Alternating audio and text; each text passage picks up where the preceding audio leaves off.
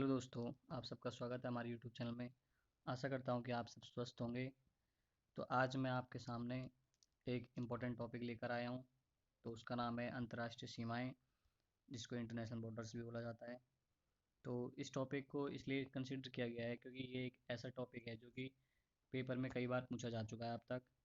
तो इसमें हम इम्पोर्टेंट जो बॉर्डर्स हैं उनको कंसिडर करके और लिख के लाए हैं अपने लिए। तो चलते हैं। हमारी फर्स्ट जो बॉर्डर है उसका नाम है रेड क्लिफ रेखा, जो कि भारत और पाकिस्तान के बीच में है। उससे अगली है मैकमोहन रेखा, जो कि भारत और चीन के बीच में है। उससे अगली है हिंडेनबर्ग रेखा, जिसको ऑर्डनेसिस रेखा भी कहा जाता है, जो कि जर्मनी और पोलैंड के बीच में है। उससे अगली है 38वीं समांतर रेखा, जो कि उत्तर कोरिया और दक्षिण कोरिया के बीच में है। तो अब इसको कैसे याद करेंगे आप?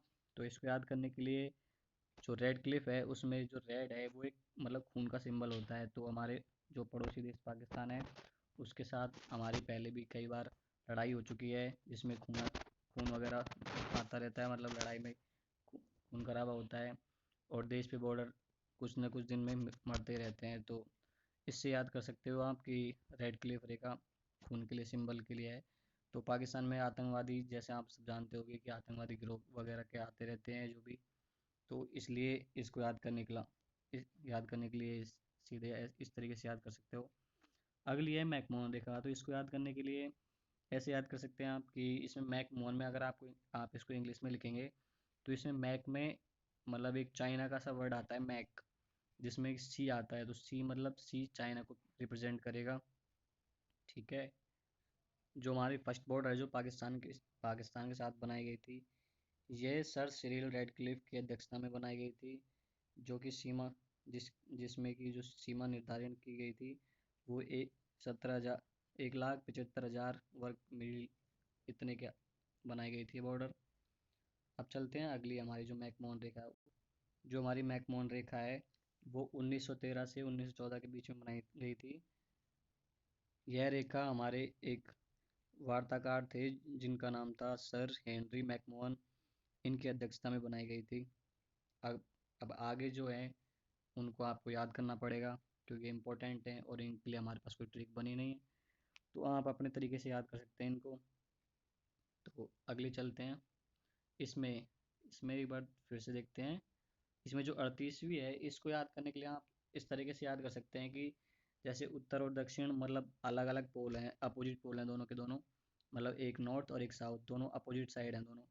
तो जैसे हम बोलते हैं ना कि 36 का आंकड़ा है हम दोनों के बीच में, मतलब किसी का कंपेयर करते हैं तो किसी दो बंदों का कंपेयर करते हैं तो उनमें 36 का आंकड़ा बताते हैं कंपैरिजन के लिए कि हम दोनों बिल्कुल अलग हैं, डिफरेंट हैं। उसी तरह आप इसको याद कर सकते हैं। तो इसमें बस 36 की जगह 38 याद रखना पड़ेगा आपको कि 38 का आंकड़ा है उत्तर कोरिया और दक्षिण कोरिया में। ठीक है। अब चलते हैं अगले पर। तो यहाँ पर देख सकते हो आप कि इसमें पाकिस्तान की तरफ यहाँ पर ये ये रेड क्लिफ रेखा है जो कि यहाँ पर और बांग्लादेश के बीच में, ये दोनों एक साथ। अभी तो आप ये सोच रहे होंगे कि ये दोनों अलग अलग बॉर्डर हैं तो इनको एक ही नाम क्यों दिया गया है? तो इनका नाम एक इसलिए दिया गया है क्योंकि जब जब भारत का विभाजन हुआ था पाकिस्तान से, तो ये बांग्लादेश है जो कि पाकिस्तान का हिस्सा था। तो पाकिस्तान का दोनों साइड अब हिस्सा हो गया था, ये वाला और ये वाला।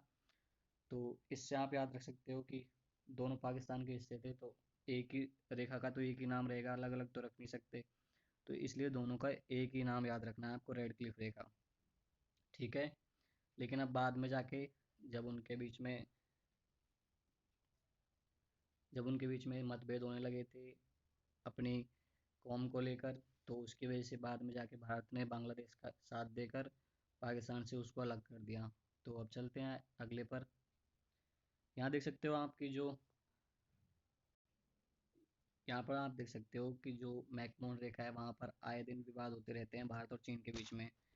तो ये कहाँ पर होते हैं विवाद, वो आप यहाँ से देख सकते हो। इसमें एक तो यहाँ पर होता है कश्मीर के पास में, जो कि प्रेजेंट में लेह लद्दाख का हिस्सा है। और इधर होता है अरुणाचल प्रदेश में। और यहाँ भूटान के पास में होता है डोकलाम में। तो इनको आप इजीली याद कर सकते हो। अब चलते हैं अगली बार। अगली है हमारी मैनर हिम रेखा, जो कि रूस और फिनलैंड के बीच में है। उससे अगली है डूरन रेखा, जो कि भारत और अफगानिस्तान के बीच में है। उससे अगली है मैगिनोट रेखा, जो कि जर्मनी और फ्रांस के बीच में है। और उससे अगली है 49वीं समांतर रेखा, जो कि अमेरिका और कनाडा के बीच में है। ठीक है। अब यहाँ पे आप देख सकते हो कि डूरन रेखा कौन सी है। आप यहाँ पर आपको लग रहा होगा कि यहाँ पर जो Durand lake sorry Durand line है, जो ये आपको लग रहा होगा कि हमारे भारत के साथ में अटैच में नहीं है, फिर भी क्यों बताया गया है इसको।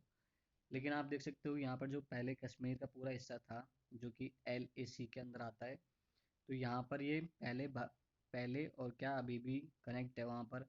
तो इस मैप में काफ़ी छोटा है ना, इसलिए आपको सही से दिखाई नहीं देगा। लेकिन ये बॉर्डर अफगानिस्तान के साथ भी भारत शेयर करता है, तो इसलिए इसका नाम डूरंड है। तो इसको याद रखने के लिए इजी इजी तरीका है आपके लिए। और इसका नाम डूरंड इसलिए रखा गया था क्योंकि 1893 में ये सर मार्टिमर डूरंड ने इसके लिए अपना नाम दिया गया था। उनकी अध्यक्षता में बनाया गया था, इसलिए उनके नाम से रखा गया है इसका नाम। तो चलते हैं नेक्स्ट पर। आशा करता हूँ कि आपको सब कुछ अच्छी तरह समझ आ गया होगा। अगर आप 2-3 बार इसको वीडियो को रिवाइज करके देख लेंगे तो फिर आपको अच्छी तरह याद हो जाएगा। तो ऐसे ही और ट्रिक्स के लिए हमारे इस चैनल से जुड़े रहें। धन्यवाद।